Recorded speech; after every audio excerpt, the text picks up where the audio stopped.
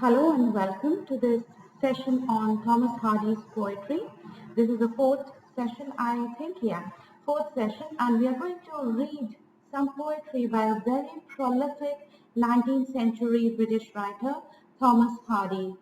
Now we are going to study three of his poems in detail: The Ruined Maid, In the Time of the Breaking Nations, The Convergence of the Twain. So these are the poems that you would have to study, and then maybe I would give you one of his poems later on to write an essay on. So pay attention to this class and send me your questions. I'm going to open the feedback portal on the module. On that feedback portal, you must write back to me, send me your feedback, send me your interpretations, send me your suggestions, send me your readings of the poem. I think one of you sent me a reading on parting at the morning. Yeah, so it was a very interesting reading where one of you suggested that probably it is written from the female's point of view, the lover's point of view. So meeting at night is from the male lover's point of view, the man who's going to meet, and parting at morning is from the point of view of the woman who's being left behind as her lover goes ahead and attends to the world of men. And she also yearns, she waits for him, but she also yearns for that life of activity, for that world of men. And I think it is a very interesting interpretation of the poem. Remember, in literature, there is nothing right, there is nothing wrong, unless and until you're reading something absolutely, no, there is something absolutely, you've not got the language, or there's something absolutely wrong. Interpretations, there can be different meanings, there can be different ideas that can be brought into poetry. So if you can argue for yourself, I think your interpretations are as valid as mine or as valid as any other scholars.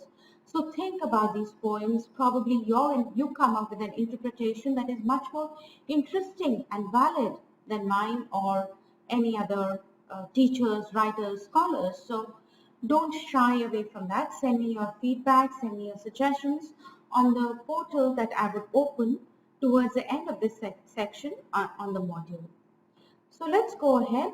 I would begin with a brief overview about the poet Thomas Hardy, the times he was writing in, and then we go on to discuss the three of his poems. Alright, so Thomas Hardy lived between 1840 and 1928. He was a Victorian novelist and an early 20th century poet. Now, what does it mean to be a Victorian novelist?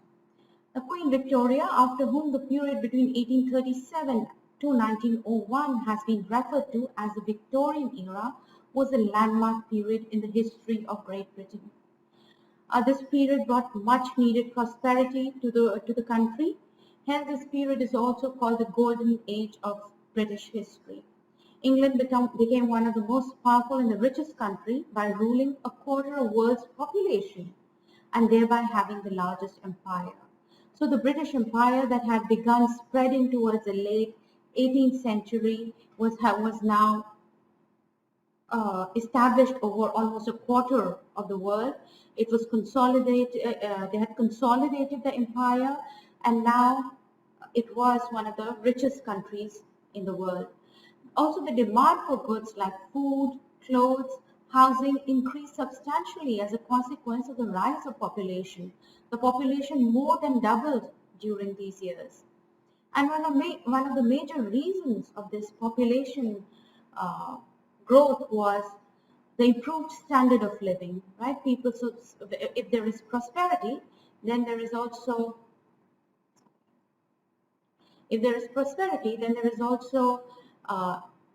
better medical facilities, better access to healthcare.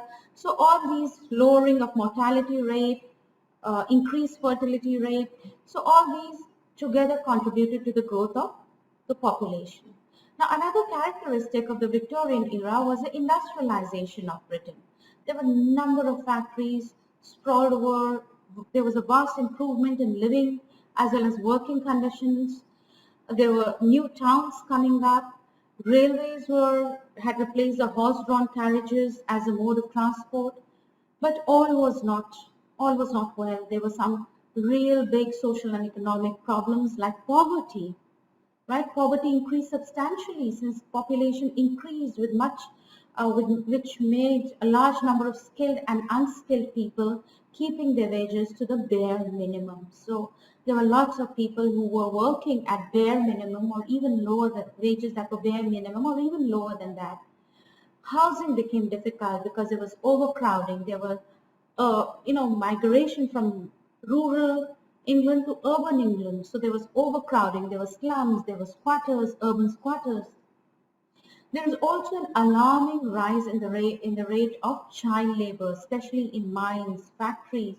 So children as young as 3 years old were made to work for 16 hours a day. So that was a condition in which that was a condition of Victorian England, the good and the bad. Now Hardy is writing during those times, and he's writing almost to the second decade of the 20th century. He writes his later poems, especially overlap with the First World War between 1914 and 1918.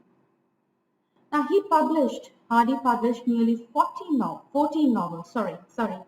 Hardy published 14 novels and 50 short stories before abandoning prose writing, right? Prose, if you remember the first class, prose and poetry. Prose is short stories, novels, essays.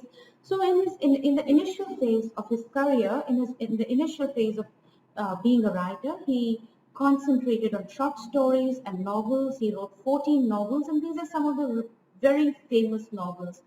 Fall from the Maddening Crowd, The Mayor of Casterbridge, Tess of D'Urbervilles. So these are really famous, some of his famous novels. Short story collection Bessett's Tales, published in 1888.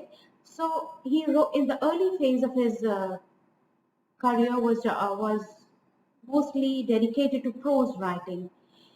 Later on, he abandoned prose writing in favor of the first and enduring love, that is poetry. And later on, if you see here, this is 1901. So later on in his later phase, he's writing mostly poetry.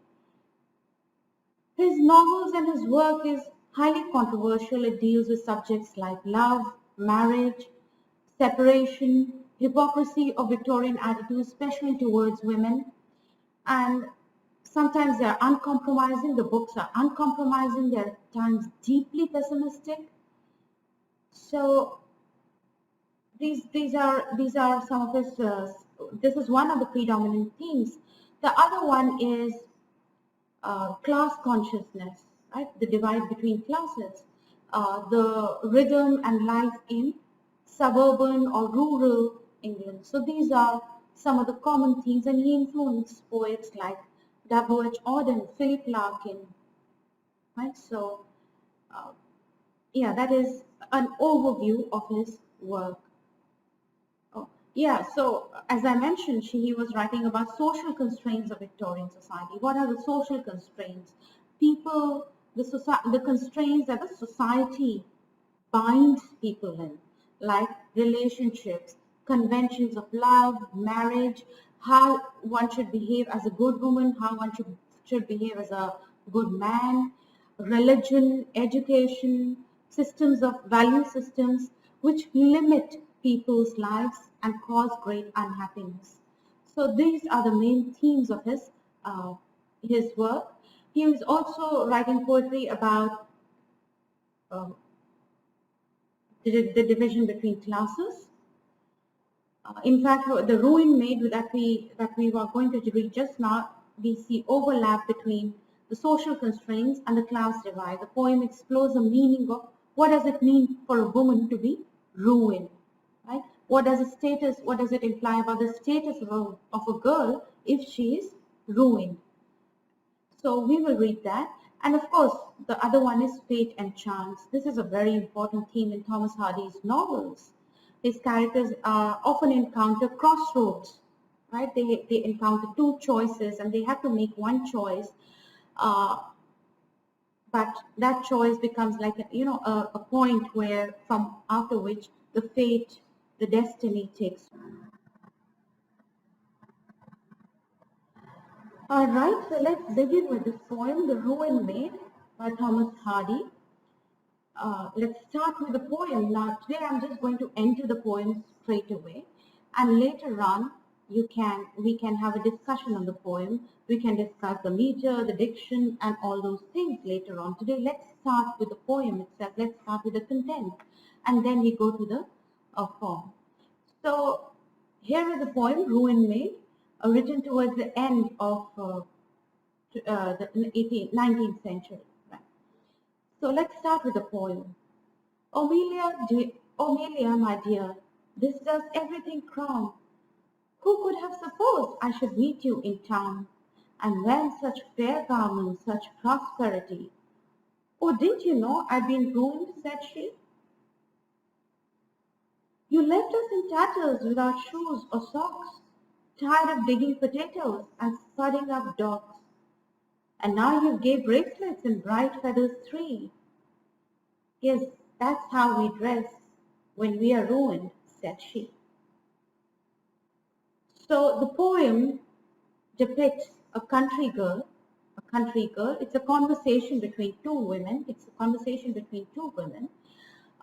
Who meet by chance in some part of the town, and they've already known each other, and now they meet after some time, and the speaker, the narrator, is surprised that Amelia, it's a way of saying, it's a way she speaks, the name is Amelia. So the narrator is surprised to see Amelia and how Amelia has completely changed. So she says, this does everything crown. This is beyond everything. So Amelia, my dear, this is beyond everything. Who could have supposed I should meet you in town? Right? How could I meet you in this place, in this town? And then such fair garments, such prosperity. And so the speaker asked Amelia, how did you come across such prosperity, such riches, such garments? And what does Amelia reply? Oh, didn't you know I'd been ruined, said she. So the poem depicts a young country girl, probably who suddenly come upon some riches, who suddenly become wealthy, and she says that because she is ruined, she has fair garments, she has riches, she has gay bracelets, bright feathers. Probably she has become a mistress of a rich man. So a mistress of a rich man, and now her position has her life has completely changed. She has escaped her poverty, and she does not seem to regret her decision. She kind of proclaims, she kind of declares, oh, didn't you know I'd been ruined, said she. So her friend, on the other hand, comes from a very respectable position, she's a country woman, a poor farm worker, and she seems to envy Amelia, right? She seems to envy the fair garments, uh, gay bracelets, bright feathers. So it's a kind of an ironic comment on the lives of working class women. Also, look at the way, the way she asked the question. We are able to make out what was Amelia's life before she came upon such riches. Before she was ruined, right? So what was Amelia's life like before she was ruined? You left us in tatters without shoes or socks. That was how she lived before she was ruined. Tired of digging potatoes and spudding up dogs. Right? So cleaning up, digging potatoes, doing all the farm work, living in tatters without shoes, without socks. And now you gave bracelets and bright feathers three. And what does Amelia reply? Yes, that's how we dress when we are ruined, said she. So there is no regret, there is no shame associated, at least for Amelia, there is no shame associated with being ruined. In a way, Hardy implies that the only way women can improve their status, women can become independent, is through getting ruined, in a way, selling themselves. So it's an archetype. Ruined maid is an archetype. It is a fallen woman.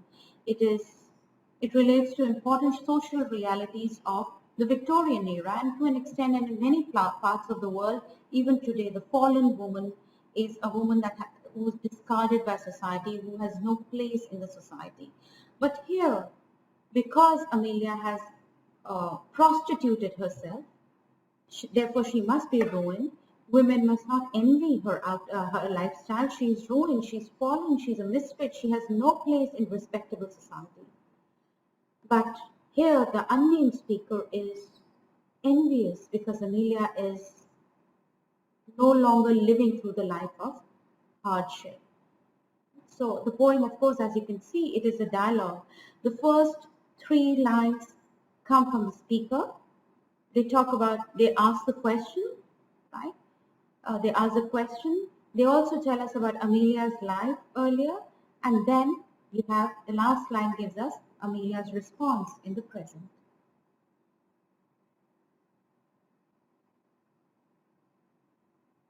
Okay, so moving on to the next. At home in Barton, you said thee, thou, and Thicon, and Thiasson, and other, but now you're talking quite fits. But now you're talking quite fitty for high company. Sorry, let me do that again. At home in Barton, you said thee and thou, and Thicon and Thiasson, and the other, but now you're talking quite fitzy for high company. Some polish is gained, what once ruined, said she. Now Barton is a farmyard, right? It's a farmyard. So being ruined implies that she has become polished, right? When she was in the farm, her language was not polished, so she would use thee and thou, which is like a rural, which is not a polished way of speaking. So the narrator notices all these. So first thing she notices is her clothes, and then she notices her way of speaking, and her speaking is quite fit for high company. The speaking is quite fit for high company. And Amelia replies that, well, if you're ruined, you also gain some polish. And we see further example of polish literally on her body and her face. So speaker again asks, your hands were like paws then, your face blue and bleak, but now I'm bewitched by your delicate cheek, and your little gloves fit as on any lady. We never do work when we are ruined, said she. Right? So when she was poor, the hands were all raw, all rough, so they were like paws, the face was blue and bleak, but now the speaker is bewitched by the delicate cheek and the gloves that fit her like a lady. So, and then she says, we never do work when we are ruined, said she. So, yeah, so in here we see the physical, the physical things, the outward things, clothes, jewelry, bright feathers. Now here we move on a little deeper. We are talking about language. We are talking about her, beyond the surface, beyond clothes and jewelry, her appearance. So that also has gained a certain polish because we never do work when we are ruined, said she. There is no work to be done. There is some polish. Now you can spend time on improving your language and you can spend time on finer things of life. How is that made possible? Because she's ruined. You used to call home life a hag-ridden dream, and you'd sigh and you'd sob, but at present, you see, to know no migrants or melancholy. True, one's pretty lively when ruined, said she. I wish I had feathers, a fine sweeping gown, and a delicate face, and could strut about town. My dear, a raw country girl you, my dear, a raw country girl such as you be, cannot quite expect that. You ain't ruined, said she. So, how was Amelia's life before? The life, she used to call her life a hag-ridden dream, right? A life full of drudgery, a life where old age would come much earlier, right? It was just a dream which was passing. It is unreal. The poverty, the drudgery, the hardship is unreal, and she would sigh and be Yeah, so she would sigh and she would be gloomy. She would have all kind of ailments, but now she's lively. True, one's pretty lively when ruined, said she. She's pretty lively. And not just lively, but quite lively when you're ruined. And and now we come, I wish I had feathers, a fine sweeping gown. So here we come to the envy of that the narrator, the speaker, feels when she sees Amelia. I wish I had feathers, a fine sweeping gown, a delicate face, and could strut about town. So she wishes that she had clothes, she had a fine sweeping gown, she had a delicate face. You know, her face no longer shows the misery, no longer shows the hardship. And then she did not have any work. She would not do any work. She would just strut around the town. And what does Amelia reply to that? My dear, a raw country girl such as you be, a raw country girl like you, a respectable, hard-working, honest country girl like you, cannot quite expect that. You aren't ruined, said she. You are not ruined, said she. So till you're honest, respectable, hardworking, you cannot expect that. It can come only once you are ruined, only once a woman is ruined. So being in so in a society, a fallen woman, a ruined woman is, carries a stigma. She has no place in the society. It is the end. It is she would never be married. She would never have a good life. So in a way, uh, when a girl is ruined, when a girl is, that's what it is said, fallen, so to say. There is no future. There are no dreams. There is nothing to look forward to. But here, Hadi is asking us to really think about it. Ruin, in this case, is presented as a way of moving up in the world, of entering the ranks of wealthy, even though one was born lower class. Right? You could work hard day in and day out. The speaker could go on working hard, digging potatoes and spudding the dogs, but she would never gain what Amelia has. So the recurring conclusion that it is all because Amelia is ruined, right? Each stanza, the word ruin stands out like a social aspiration. Instead of being something to fear, instead of something to be disgusted about, it becomes aspiration. It's not about ostracism. This is the way women can gain independence. This is the way women could become, you could gain wealth, you could have a better life. And it is in a way also a comment on the state of society where women, to improve their lot, can do nothing else apart from being ruined. So in the end, Amelia dismisses her friend's envy, right? For her newfound social position, she says that a raw country girl, what does raw country girl? A country girl which has no cunning, no, not shrewd, hardworking. She can never uh, reach this status because she's honest, she's not ruined. So in a way, it is a comment on the idea of being ruined. What does it mean being ruined? Amelia does not really care about being ruined. In fact, she has grown. She has a better life. She has achieved a lot. She has achieved better lifestyle once she is ruined. So it asks us to think how the constraints, things like values, honesty, marriage, all these things put women in this, constrain the opportunities, constrain the independence of women. And the only way a woman in such a society can really improve her lot is by prostituting herself, by being ruined. So in a way, it is also a comment on the society. The poem, as you can see, if you see, let's talk about the form. It's written in rhyming couplets, gown and town. So I wish I had feathers, a fine sweeping gown, and a delicate face, and could strut about town. My dear, so that's one couplet.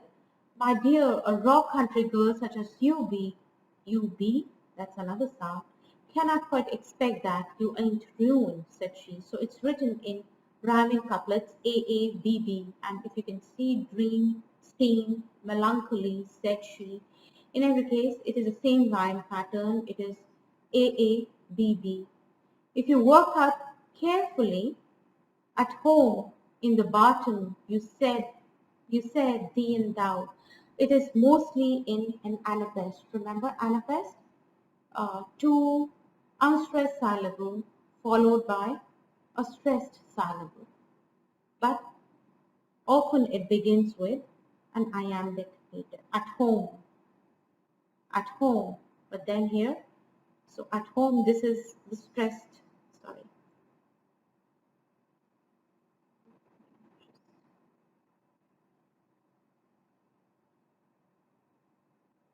So let me underline the stressed syllables for this paragraph. So at home, that is, so unstressed, stressed, that is iambic. But here in the bottom, so here we have stress, but there are two unstressed here in the bottom. At home, in the bottom, you said thee and thou. So you said thee and thou. So you have a mix of anapest and iamb. You have a mix of anapest and iamb, and if you work out carefully, it is written in a tetrameter. So a combination of anapest and iambic tetrameter. Okay, your hands were like paws. So the stress is here were like paws. Then your face, blue and bleak. So at times it is an iamb, at times it's an anapest. It is written in a very simple, it's written in a very simple dialogue form, right? It's almost like a folk song, right? It's almost like a folk song where one speaker asks a question and the other one replies in a single line, which is like a refrain, right? It is pretty lively when ruined, once pretty lively when once ruined, said she. So in a way, it is it's a dialogue. It's written in a very jaunty, light-hearted meter. So it is also satire. It is a satire. It's a satire on Victorian attitudes. It throws up some serious questions about gender, the role of women in Victorian society. So that is Hardy's Ruin Maid.